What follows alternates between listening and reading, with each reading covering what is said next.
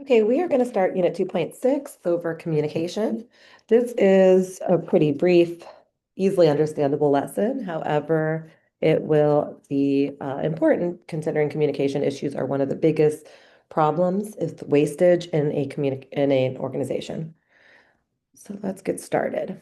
All right, so we're going to look at the AO3 level. You need to be able to evaluate formal and informal methods of communication for a business for a given situation. So, think about your AO3 layouts as we're doing this. We're at the point now that you should not be forgetting that layout as we go through it. So you need to know what formal versus informal is, and we'll go over that shortly. Then barriers to communication. I think you could probably all do that, but we'll talk about some of those. So when we think about communication, thinking about this lesson, thinking about why is effective communication vital to an organization? Also thinking about the negative consequences of poor communication, thinking about a lot of how communication impacts culture, how it impacts lean production and thinking about waste. We think about our organizational charts from earlier in the unit where that's super important to show the lines of communication. So I found this, I thought it was really interesting. It's just one study, again, one study of 400 American companies. It had with over 10,000 employees each. They found that each company lost an average of $62.4 million per year in revenue due to poor communication. So you're thinking with all those companies combined, about roughly $24 billion in that year. Again, it's one study. This has validity issues. It's very hard to quantify if it's a communication issue or something else, but I think it's really interesting to see that we can actually quantify this to some extent. All right, some key terms. Formal communication. This is that AO3. Formal communication is going to be the communication that is recognized. It's the official method an official method of communication for an organization. So we think of formal communication methods that can be anything from, email, Canvas, PowerSchool. These are formal methods of communication, our call system here at the school. Informal communication is going to be ways that communication is casually disseminated and comes from, just casually talking through with people. It could be non-recorded, walking past them in the hall or at a printer, but various ways that communication is casually disseminated as opposed to the recognized ways the business puts in place for that formal communication. Barriers to communication are those things that prevent communication from happening effectively. So let's talk about some formal communication through verbal communication methods for a business. Presentations. You see them daily in your school, in your classes. They happen in businesses all the time where there are presentations and meetings where somebody is standing up and sharing information verbally to a crowd of people. That is effective because they get the same message at the same time. Meetings where you are sitting around a boardroom and you are having discussions.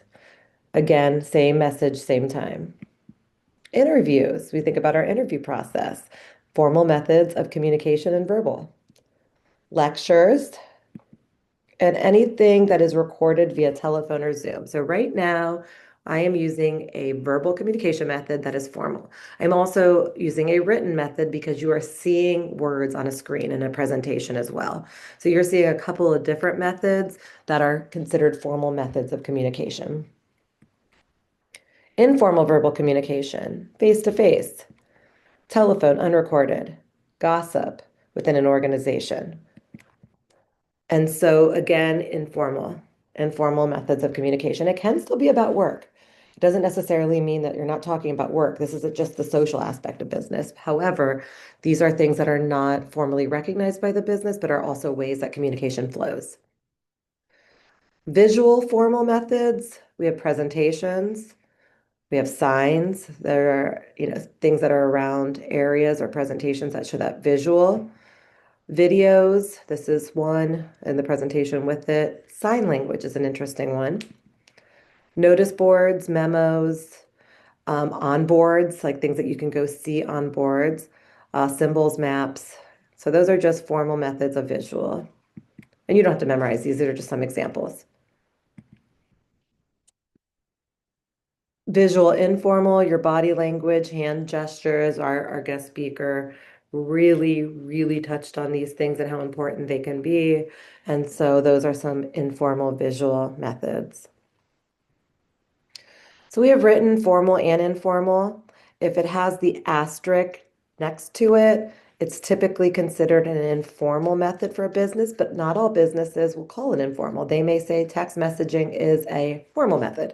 So, just take it with a grain of salt on if it's informal or formal, depending on knowing and understanding that if the business has established it as a method of communication, then it is formal. So we talk about memos. Memos go out through email typically that are sent to individual workers. And so the memos are going to be a written formal, and that's just in an internal method. You don't send memos to external stakeholders. Reports, letters, bulletins, forms, press releases, those are typically on the company's websites, emails. And then when we think about some more of the informal, maybe blogs or texts, again, depending on the company, it may it may flip to more formal depending if that's how they communicate. All right, so our last objective looks at like barriers to communication. And so communication styles, how we communicate with each other may differ. Conflicts in the workplace, if relationships and conflicts among people would maybe prevent effective communication. Cultural differences and language barriers can affect the way communication flows in an organization. Sometimes people are dissatisfied with a job and they just aren't maybe sharing things correctly, or maybe they are not getting information or using information the right way. Listening skills. This is actually one of the more important skills that future employers are looking for is how people listen. Not necessarily what you say, but how you are listening.